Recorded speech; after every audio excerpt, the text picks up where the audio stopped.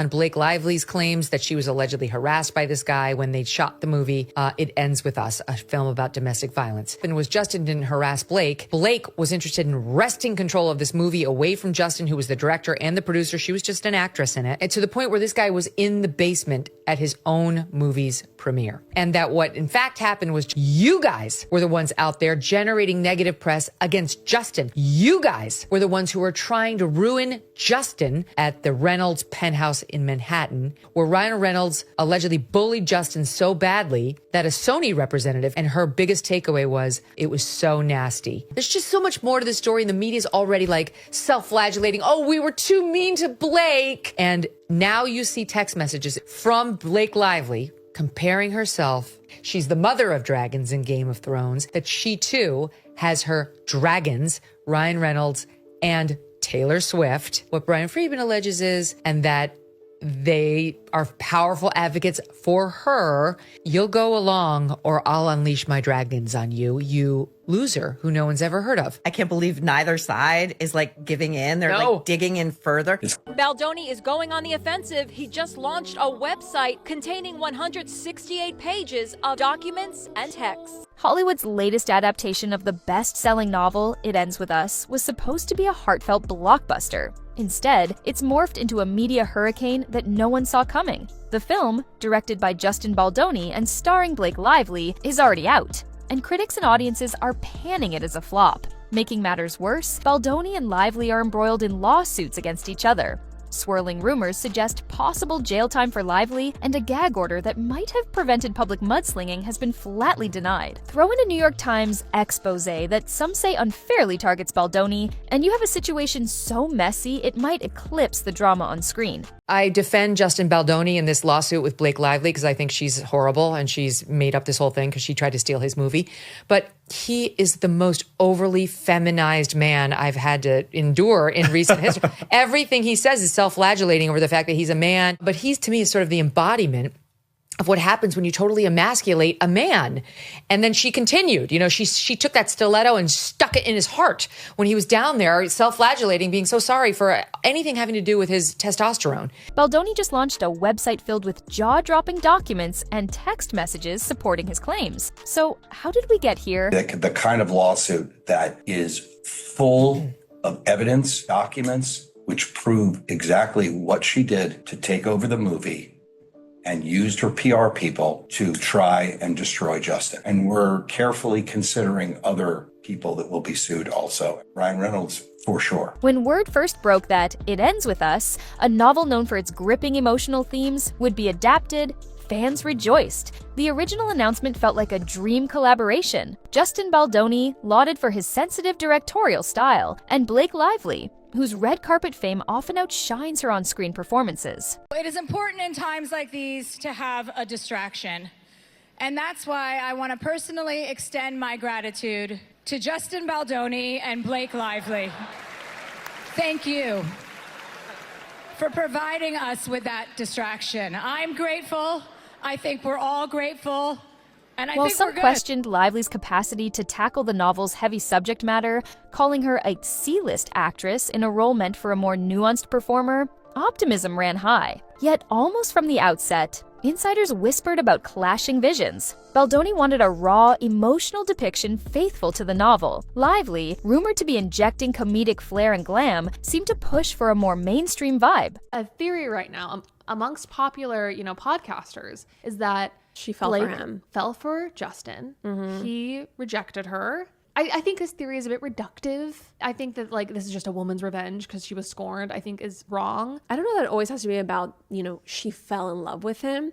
I think there could have been a world there, though, that she really clicked with him, she thought he wanted her to be this close collaborator. And then when that part was rejected, that was an ego sting. But also when it was clear that any sort of budding crush she had or full crush, that there was no interest there either. Right. Then all of a sudden she's just taking so many ego hits. Yeah. Maybe when you're Blake Lively, you're used to just like men fawning over you. Right. Every man falling for you, especially when this guy's a little bit of a nobody. And to be rejected by this like nobody director. Right. Exactly. Yeah. No one dreamed that ordinary, creative differences would escalate into the fiasco now unfolding before the world. The first hints of trouble surfaced when on-set sources mentioned friction over comedic rewrites. Baldoni was adamant about preserving the book's authenticity, while Lively apparently suggested punchlines and glossy aesthetics. Fans of the novel bristled at leaked images showing Lively in high-fashion outfits that undercut the story's serious tone. It didn't take long for rumors to bubble over. Lively felt sidelined and claimed she was cut out of major decisions, while Baldoni insisted that no one person's comedic impulses should overshadow the novel's essence. Most assumed the film might suffer, but few expected the legal battles to follow. When Justin Baldoni filed a defamation lawsuit against Blake Lively, fans and industry insiders were blindsided by the scale of his claims. He argued that Lively spread falsehoods about his directorial style, painting him as a tyrant who locked her out of any creative input. But somebody else who is very connected to this reached out and said, Candace, you're 90% there. You're just missing one thing. And I'm beginning to wonder, and listen, full speculation, no proof, for him to go that crazy. Did something happen between Justin Baldoni and Blake Lively? That's my question.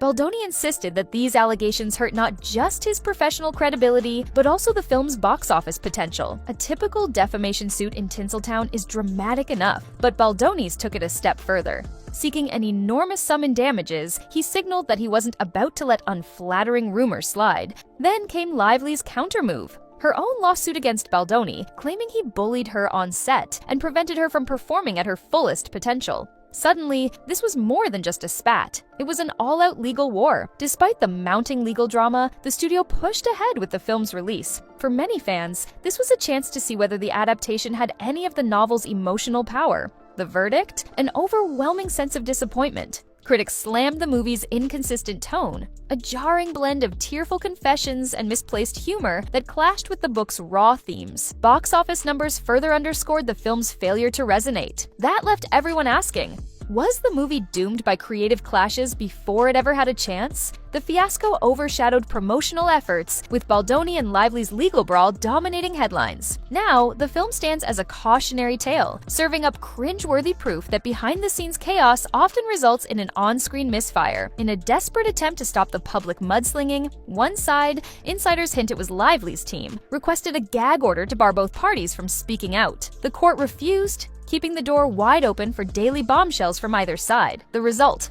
every new piece of evidence, real or speculative, has been broadcast through tabloids and social media. Without a gag order, both Baldoni and Lively continued to defend themselves in the court of public opinion. Whether it's Lively's camp releasing statements about her alleged mistreatment, or Baldoni's supporters sharing behind-the-scenes accounts, the back and forth is relentless, and it's overshadowing whatever might be left of the film's dignity. In a move practically unheard of in these circles, Justin Baldoni launched a website dedicated solely to the lawsuit, complete with a trove of documents, text messages, and production emails. According to Baldoni, this proof validates his accusations that Lively knowingly twisted facts and manipulated public perception to make him look like the bad guy. Fans and industry watchers are clicking through these files with morbid fascination. Some texts reveal Lively pushing for comedic twists that undercut pivotal emotional scenes. Others allegedly show her backtracking once negative fan feedback surfaced. While critics argue that Baldoni's decision to go public might be a PR stunt, his supporters view it as a transparency mission.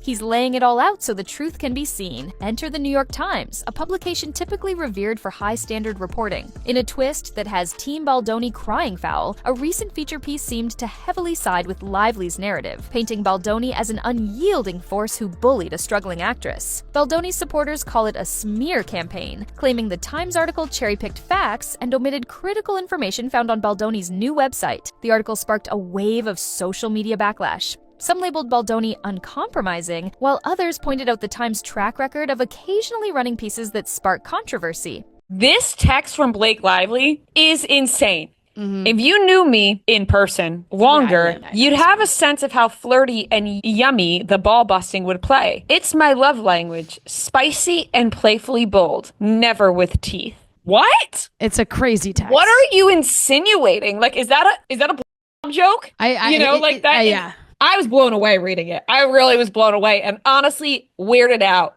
We're dealing with a weird on our hands because this is crazy. Baldoni's legal team insists this piece was only published after private communications with Lively's camp, implying a hidden agenda. Whether that's accurate or mere conjecture remains to be seen. As if a calamitous box office run and dueling defamation suits weren't enough, rumors swirl that Blake Lively might be in even deeper trouble. Whispers suggest she provided, or endorsed, allegedly doctored evidence in her countersuit. If true, and if proven in court, that could lead to perjury or obstruction charges, crimes that carry the potential for jail time. Legal experts caution that rumors of a 5-year sentence are likely inflated, but the mere mention of prison for a Hollywood star, C-list or otherwise, generates headlines. Baldoni's team hasn't officially confirmed they're pursuing criminal avenues, but if the evidence on his website is as damning as he claims, Lively might indeed face a legal nightmare beyond defamation damages. Although Ryan Reynolds hasn't been formally named in any filings,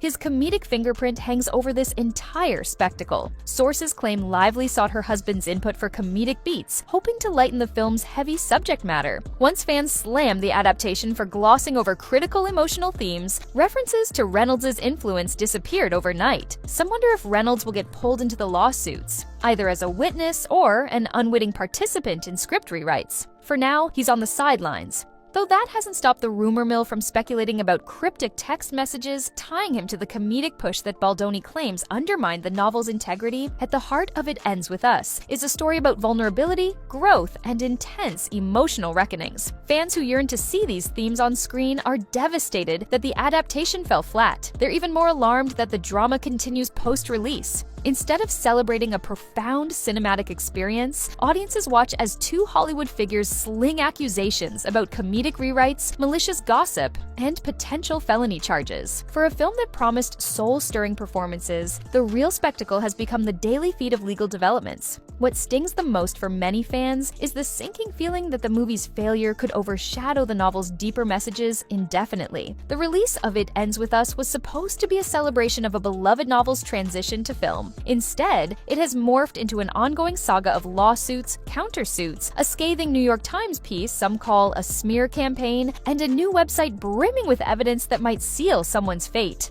There's even the prospect of Blake Lively facing jail time if allegations about faked evidence hold up in court. And let's not forget, the adaptation itself is widely considered a critical and commercial dude. All eyes are now on these two legal adversaries. Baldoni, often described as sincere and empathic, must prove he's not the callous figure the NY Times piece portrayed. Lively, whose star status is under scrutiny, fights for her reputation and possibly her freedom. Meanwhile, fans who once passionately championed It Ends With Us are left reeling from an adaptation overshadowed by scandal. How will it end? In quiet settlement negotiations? In a sensational courtroom showdown that dwarfs the film's own drama? Or in some last-minute truce that tries to patch the wreckage? Hollywood can be unpredictable. And this story is far from over. One thing's for certain, it's a cautionary tale about what happens when creative visions clash, egos collide, and the unstoppable spotlight of public scrutiny refuses to go dim. What do you think? Did the New York Times go too far in targeting Baldoni, or is he really the overbearing force that piece portrayed?